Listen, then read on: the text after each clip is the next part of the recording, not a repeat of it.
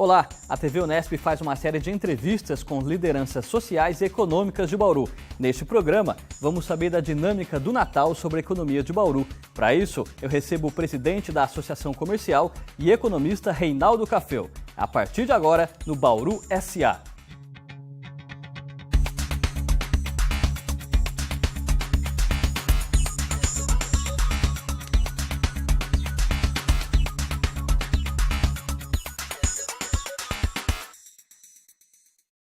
Cafeu, muito obrigado pela sua presença aqui no Bauru SA, por estar novamente com a gente aqui na TV Unesp. É um prazer atender a TV Unesp, estamos à disposição. Muito obrigado. Eu vou começar perguntando sobre quais são os efeitos do Natal sobre a economia de Bauru, especificamente, até se você puder falar algo sobre o calçadão da Batista de Carvalho, que em proporções menores acaba sendo o comércio popular, é a nossa 25 de março, não é? Então, o que acontece com a economia de Bauru nesse período que antecede e também já próximo durante o Natal? Bauru é um polo regional, esse é o primeiro aspecto importante a ser considerado. Ele atrai muitos consumidores da nossa região. Tem no calçadão, como você mencionou, esse shopping em céu aberto, que é, na verdade, até a origem, né, do comércio mais forte de Bauru. Então, uma preferência de parte da sociedade que gosta de frequentar esses lugares. Eles fazem dali, inclusive, o seu lazer, né? Muitas famílias vão na parte da manhã, num sábado, fica ali, almoça, fica até o período da tarde. Claro que não tem ainda toda a infraestrutura necessária para abrigar com lazer, inclusive, agregado, mas tem opções muito fortes, muito grandes do ponto de vista das vendas.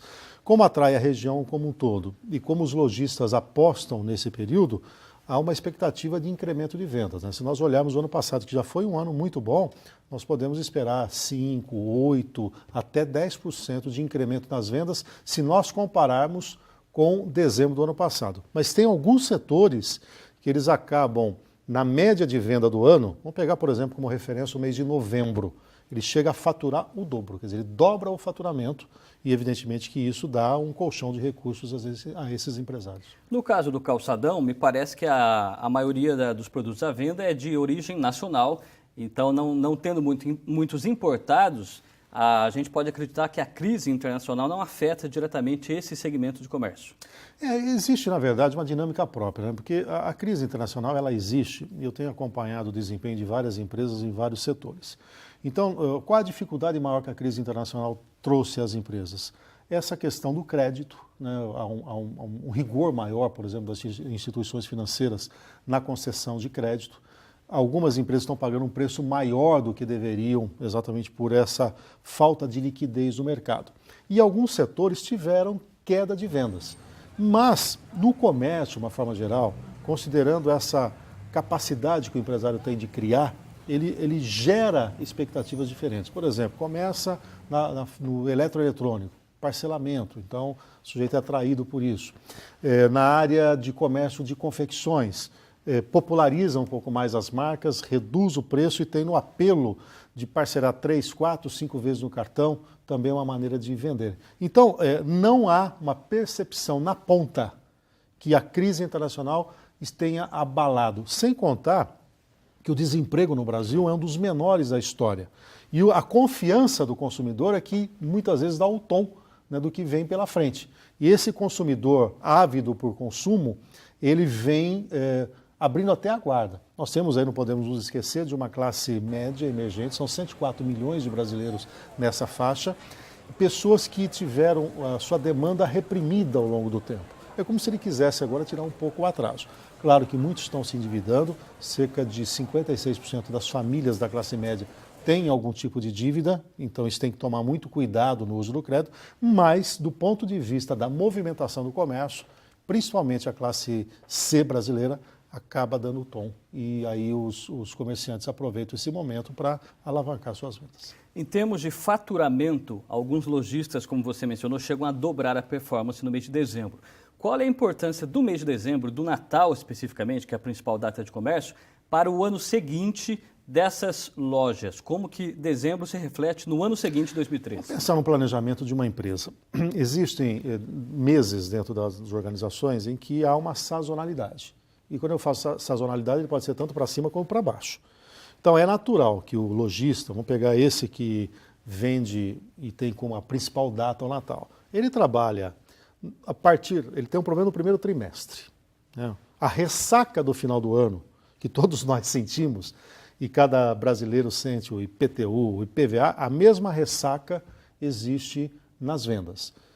Muita gente comprando muita coisa em novembro e dezembro, em janeiro o apetite por consumo cai. E aí os lojistas entram na promoção. Então há já uma percepção sazonal de que janeiro, fevereiro, e infelizmente no Brasil ainda tem um marco do carnaval, ainda funciona para alguns setores, o ano começa depois do carnaval, as contas não, mas o ano começa. Eles começam a trilhar o caminho. Aí começam as novas datas comemorativas para o comércio. Aí entra lá o Dia das Mães, que é a segunda melhor data. Então, ele vai ficar 2, 3 meses com baixa venda, se preparando, tendo que ter capital de giro, e daí a importância no final do ano. No final do ano, sustenta essa sazonalidade inicial, dá um colchão de dinheiro e até de crédito para esse empresário, para que ele possa já abastecer para o Dia das Mães, é onde ele volta a faturar. Então, ele tem um pico novamente. Cai na normalidade e ele vai esperando o Dia dos Namorados, dá uma elevada. Depois vem Dia dos Pais, depois vem Dia das Crianças, para depois se preparar novamente para o Natal. Então, quem opera o comércio e já sabe disso, naturalmente que já se planeja, mas, sem dúvida, dobrar o faturamento em dezembro dá o colchão de dinheiro para frente. Como que você tem sentido o ambiente do calçadão da Rua Batista de Carvalho aqui em Bauru, que teve até algumas intervenções feitas pela Prefeitura depois da extinção da Associação de Empresas do Calçadão? A Prefeitura fez pequenas reformas, plantou algumas mudas de paisagísticas, não é? Como você tem sentido esse ambiente do calçadão? Na verdade, existe uma comissão, a própria Associação Comercial tem assento nessa comissão, que está reolhando, né? Nós tivemos aí, em um determinado momento, a história da revitalização do centro da cidade. Então, isso deu, do ponto de vista das fachadas, do ponto de vista urbanístico, pegamos muitas ideias, por exemplo, de Curitiba, para tornar o calçadão um pouco mais agradável, né? Mas hoje o grande desafio é uma reforma total, né? O piso já está superado, precisa ter uma integração e aí aguarda-se um posicionamento da Prefeitura em relação à estação ferroviária, essa integração é importante. Nós falamos de assentamento humano no centro da cidade, portanto, a volta de moradias, a questão das transversais. Hoje, o problema de estacionamento é muito grave, a própria arborização do centro. Então nós temos inúmeros desafios pela frente. O que nós estamos observando é que algumas lojas estão abrindo mão até de ficar no calçadão, apesar do movimento, e optando, por exemplo, por outras regiões. A Zona Sul experimenta um crescimento forte. Algumas lojas estão preferindo periferia. Hoje o Meiridota é praticamente uma cidade dentro de Bauru, tem a sua própria dinâmica, um crescimento do comércio localizado na periferia, crescimento de pequenos supermercados. Então essa é a dinâmica própria da economia. Mas o calçadão tem que ser repensado. Essa comissão que está trabalhando está no caminho certo, agora espera-se um pouco mais de velocidade, porque com a chegada também de um novo shopping, né, as opções para o consumidor com conforto e segurança começam a ser ampliados, e aí o perigo é o calçadão ficar como segunda categoria. É aquela coisa de só uma alternativa. E um comércio ele é forte quando você tem o atendimento a todas as classes sociais. Sem dúvida, monitoramento no centro da cidade e também, quem sabe, até o aterramento da fiação elétrica seriam alternativas interessantes ao calçadão do centro de Bauru. Nós vamos ao intervalo, o Bauru SA volta daqui a pouquinho. Até já!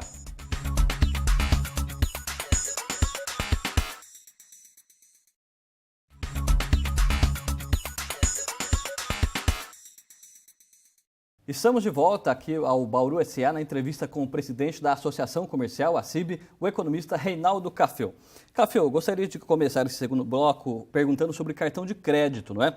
É um expediente muito usado pelos consumidores nessa época do ano, mas os juros chegam a 12% ao mês. Qual é a sua recomendação sobre cartão de crédito? Eu pergunto já sabendo que você é um crítico dessa taxa de juros praticada pelas operadoras. Porque na verdade, né, o cartão de crédito primeiro é uma facilidade, né, trouxe uma segurança a todos os consumidores, né? Antigamente você tinha que sair com dinheiro, com folha de cheque, né, e hoje com essa possibilidade de ter uma senha, uma segurança muito grande. Houve um extravio, você liga para a operadora, quer dizer, é um sistema que funciona. Então, esse é o lado bom da questão. Só que o brasileiro, até por comodismo, começou a substituir, por exemplo, uma modalidade extremamente cara de crédito, que é o cheque especial, pelo uso do cartão de crédito. Ele saiu lá de uns juros de 8%, 9% ao mês e chegou nesse patamar de 12% ao mês. Então, o cartão de crédito, como é que é o uso racional dele? Primeiro, evitar parcelamento.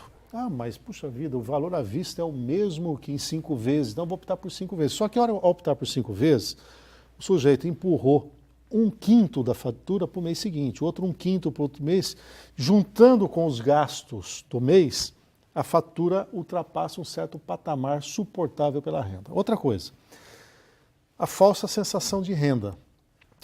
O sujeito ganha R$1.000 e tem um cartão de crédito de 600, 700 reais, ele potencializa, né? Ele passa a olhar 1.700. 1.700. Imagine alguém que ganha R$1.000 e gastar os R$700. São 70% da renda dele comprometido no cartão de crédito. Qual será a tentação dele? É natural, ele vai acabar pagando o valor mínimo. Ao pagar o valor mínimo, ele está autorizando a administradora a financiar o restante. E aí financia a 10% a 12%. Eu desenvolvo várias palestras dentro das empresas, eu mostro a sangria. O cálculo é simples, né? Se você pegar hoje R$1.000 e pagar 12% sobre ele, você está pagando R$120, né? Só por financiar. Eu falo para o sujeito, calcula quanto você ganha por hora. Quantas horas de trabalho você vai ter que fazer para cobrir esses R$120? Quando faz esse cálculo, fala, pera lá. Então, qual é o recomendável para o cartão de crédito? Use, primeiro, sempre para uma única parcela. Para quê? Para que todo o montante venha na fatura seguinte. Planeje o pagamento dessa fatura, ou seja, vá monitorando. Qual é o limite que você suporta? De um crédito de 1.000 você suporta quanto? R$300? É aí que você tem que parar. Enrolou, não consegue pagar, não role no próprio cartão de crédito. As administradoras estão dando a opção de parcelar, eu ainda acho o juro caro.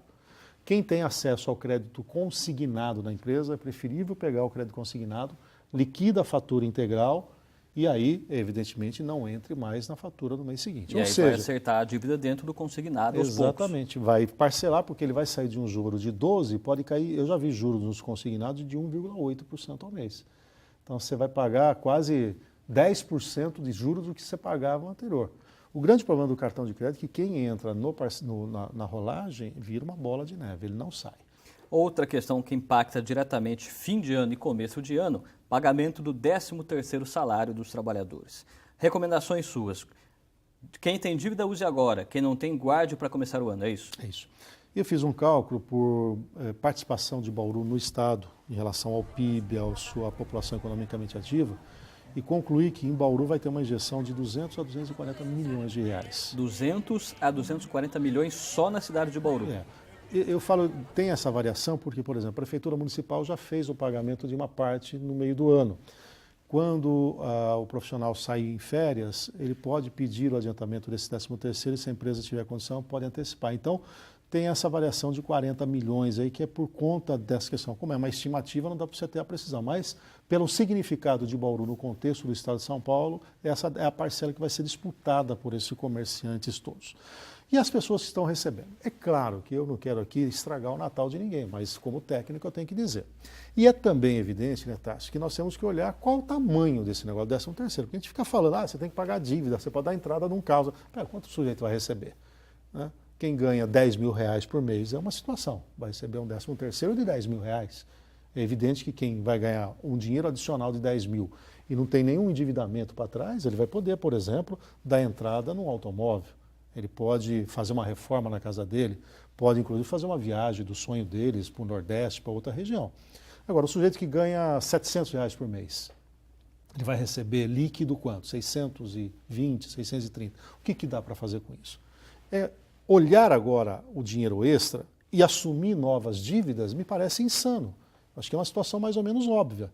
Essa questão do cartão de crédito, não está pagando a fatura integral? Por que você vai contrair novas dívidas no cartão de crédito daqui para frente, não conseguindo pagar a fatura integral? Pega esse valor do 13º, mata isso, até para abrir espaço de novos limites para uma nova prática ali na frente. Isso também para o cheque especial. Evidentemente que essa é a primeira parte, que é quem tem algum compromisso financeiro. Quem não tem, vai agora fazer um planejamento. Vou dizer que não vai ter uma mesa farta legal, vai abrir mão de ter o peru, da ceia, a reunião? Claro que não. Mas tudo tem seu preço, tudo tem o seu padrão de vida. Então eu não posso querer agora no Natal esnobar fora de um padrão que eu venho usando o ano inteiro. Então, tá bom, eu comia carne 2, 3 vezes por semana, você vai ter carne no Natal. Eu tomava 1, 2 cervejas, outro vai ter um pouco mais de cerveja. Vai reunir a família, usa a criatividade. Ó, você traz isso, aquele traz aquilo, se coopera. Mas não vai também agora chegar e falar, bom, porque os economistas estão falando, eu vou ficar então em casa pegando uma marmitinha. Não é isso. Então é com planejamento. E de olho no quê? Na sua possibilidade de gasto. Ah, não vou dar presente para meu filho? Vai dar, mas não precisa dar, trocar o celular dele de 500, 600 reais. Você pode dar um presente menor. Então as pessoas acabam entrando um pouco na onda desse consumismo exagerado no final do ano e abrem a guarda.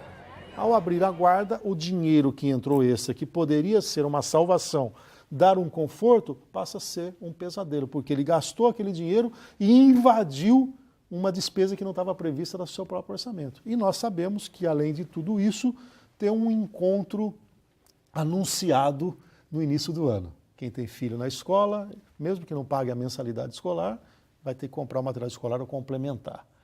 Aquele que tem uma casinha, mesmo que seja de aluguel, vai vir o IPTU.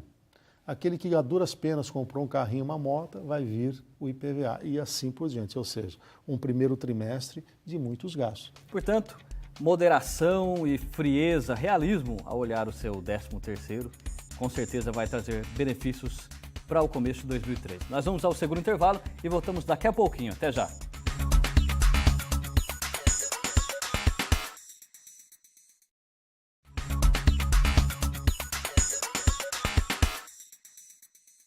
Bauru SA de volta aqui na TV Unesp. Neste programa estou conversando com o presidente da Associação Comercial e economista Reinaldo Caffeo.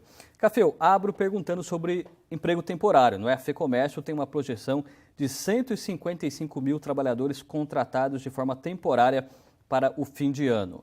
O que as empresas avaliam na hora de efetivar ou não um temporário? Bom, na verdade, nós temos um grande apelo para o temporário do ponto de vista de vendas, mas também há postos, por exemplo, para estoquista, para repositor de mercadoria. Ou seja, o comércio, como nós falamos nos blocos anteriores, imagina uma loja que dobra o faturamento, ela precisa de ter gente para atendimento em todos os setores. E hoje há uma seleção um pouco mais rigorosa, porque há conhecimento de todo mundo que a fidelização do cliente passa por um bom atendimento. Não é porque é um período de final de ano que essa questão de atender bem vai ficar em plano secundário. Então, com tantas opções de loja que nós consumidores temos, você vai aonde? Onde te trata bem, onde te encanta, onde te dá atenção. E é só preço? Não, são as condições do ambiente, né? Pessoas que tenham condições de atender com um sorriso, que saibam oferecer as opções adequadas, né? Aquele que é estoquista, que tenha bastante controle. Então, são qualidades que hoje o empresário busca e nem sempre dá tempo de fazer o treinamento adequado. Então, eles acabam usando de agências de contratação, acabam passando um pouco a cultura e aí vai depender muito da postura e desempenho desse temporário. Normalmente é a porta de entrada até para o primeiro emprego para muita gente, que vai como temporário e aí durante o decorrer do contrato de trabalho ele acaba tendo uma boa performance e a empresa acaba contratando ao final, que isso é muito comum acontecer. Mas eu acho que tem dois momentos. Aquilo que a empresa tem de expectativa e a busca e o oferecimento de treinamento e aquela disposição de quem está entrando nesse mercado de trabalho abraçar isso como se fosse a grande oportunidade da vida dele. Para a gente encerrar, Caffeo, eu gostaria de perguntar a você, pedir, na verdade, que falasse sobre até uma brincadeira que você fez com o nome do Minha Casa Minha Vida, o programa habitacional do governo federal, Minhas Contas Minha Vida, né? É uma filosofia de vida, me parece, da classe média. Queria que você fizesse essa consideração e até dando algumas orientações para os nossos telespectadores. Buscando uma inspiração, né? Eu vi essa frase, já vi gente tirando sarro, né? Eu me lembro que o Zé Simão, na Folha, trouxe lá, naquele período de calor, meu ar-condicionado, minha vida, né? Então virou meio assim, né? Quando você quer um programa social, né? Falei, mas o que acontece com algumas pessoas, né? Então, a partir do título Minhas Contas, Minha Vida, o que eu quis? Eu fui retratando ali o comportamento de boa parte da classe média, né? O sujeito, aquilo que nós já falamos um pouco, vai fazer uma viagem e não se planeja, vai na última hora para fazer compra da passagem aérea. Pega os assentos mais caros. Vai pegar o assento mais caro, viagem alta temporada, né? Não planeja o dinheiro que vai gastar lá. Aí ele entra numa escola particular com o filho, esquece que tem que pagar uma mensalidade, tem o transporte. Algumas famílias mudam de casa, merecidamente. E aí se enrola. Mas por que se enrola? Eu tinha dinheiro para comprar uma casa maior. Mas casa maior tem que ter jardinagem, tem segurança, vai gastar mais material de limpeza. Então, a pessoa vai lá, olha a prestação, não vê a taxa de juros. Então, um bem que ia custar 100 vira 200, entra nessa armadilha de que não tem juros. Não tem milagre. Quem que vai tirar juro para parcelar em 10 vezes? Chega lá e pergunta para ele se você pagar em dinheiro ele dá um desconto. Se ele der um desconto, já tem juros mesmo, está embutido. Então, fui relatando um pouco essa história. Então, isso serviu, na minha concepção, de um alerta. Muito cuidado. O governo não vai fazer um projeto Minhas Contas Minha Vida. A minha tese é ali que nós precisamos investir em educação financeira. Os casais conversam sobre tudo quando se aproximam. Meu amor, meu bem, mas não falam sobre o que vai ser a vida financeira. Hoje, o maior motivo de separação dos casais não é mais a questão sexual, já é o descontrole financeiro, a falta de entrosamento na administração do dinheiro. Um gasta para cá, outro quer economizar para lá e começa a verdadeira confusão. Então, nós precisamos estimular a educação financeira, é aquela coisa de logo cedo mostrar para as crianças o valor do dinheiro, a necessidade de planejamento. Eu vejo aí gente chegar na universidade, recebe lá um cartão de crédito de 200, 300 reais e estoura em 2 tempos. A maior incidência hoje de negativação de nome está entre 18 e 24 anos, que é a mesma faixa que está tendo problema com carta de motorista, com acidentes. Por quê? Se você abrir mão de preservar o seu maior patrimônio, que é teu nome, aí acabou tudo. Então é preciso, logo cedo, educar as crianças, incorporar a história da educação financeira como se fosse a educação para a vida, para ajudar essas pessoas a ter um pouco mais de gestão sobre o dinheiro. Então, é um pouco por aí. Nós podemos viver bem, devemos até viver com um pouco mais de simplicidade, mas nós precisamos ter um uso consciente do dinheiro. Nós não ganhamos dinheiro, as pessoas esquecem, nós trocamos. Eu troco o meu tempo numa consultoria e recebo uma contrapartida. Ganhar dinheiro é eu dar 100 reais para você, aí você ganhou. Então as pessoas têm que ter em mente o esforço que ela faz para fazer essa troca de dinheiro. Então alguém que chega às 7 horas da manhã e sai às 5 horas da tarde, fez um tremendo esforço para trocar o seu serviço, o seu lazer, tudo que ele poderia fazer por aquele serviço. Ora, na hora que você recebe isso, você tem que ter critério para esse uso. Então esse uso consciência do dinheiro está dentro desse bojo, dessa questão de minhas contas, minha vida, e um uso, vai dizer, mais planejado, né, para que o resultado final seja qualidade de vida e não endividamento. Cafeu, muito obrigado pela sua presença mais uma vez aqui na TV Unesp, trazendo essas orientações tão importantes à população. Eu que agradeço o espaço, parabenizo aí a TV Unesp mais uma vez aí por esse trabalho que está sendo desenvolvido, estou sempre à disposição. Muito obrigado e a você também muito obrigado pela companhia. Participe dando suas opiniões pelo e-mail e também visitando o nosso site. Nosso e-mail é jornalismo@tvu.unesp.br ou o nosso site que é o www.tv.unesp.br. Economia e Sociedade estão aqui no Bauru SA. Muito obrigado, até o próximo programa.